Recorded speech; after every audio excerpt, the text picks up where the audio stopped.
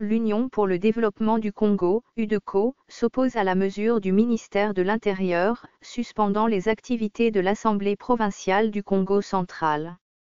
Son président provincial, Venant Wablo, l'a déclaré, samedi 7 avril, à Radio Okapi.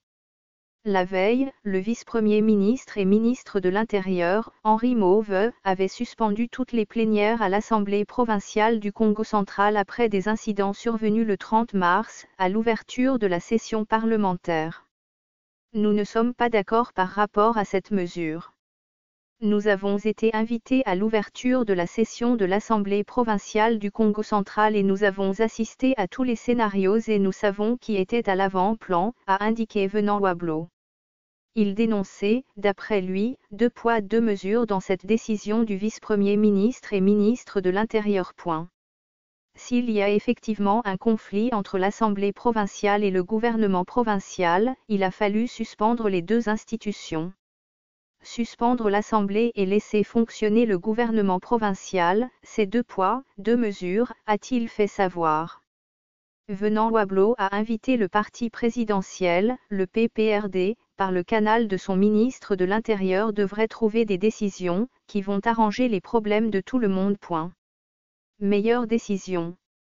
De son côté, le président du mouvement des leaders émergents du Congo central, Jonas Tsindu affirme que c'est l'une des meilleures décisions prises par le gouvernement, en suspendant les plénières à l'Assemblée provinciale du Congo central.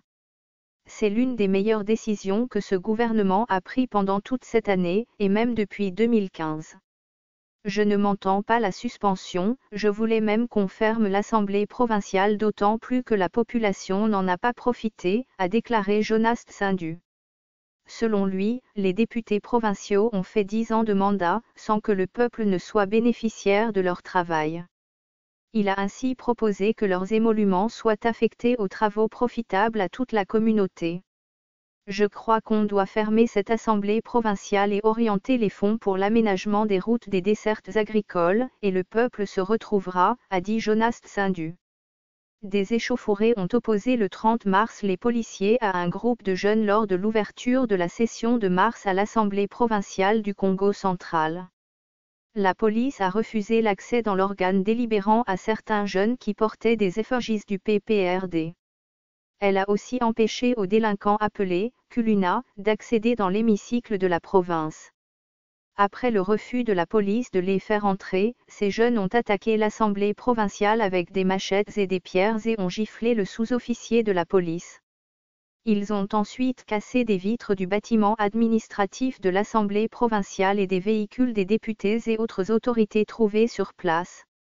Le tribunal de grande instance de Matadi a déjà condamné le 31 mars un jeune délinquant communément appelé Kuluna à une peine de 20 ans de prison et de servitude pénale principale pour association des malfaiteurs et tentative de meurtre.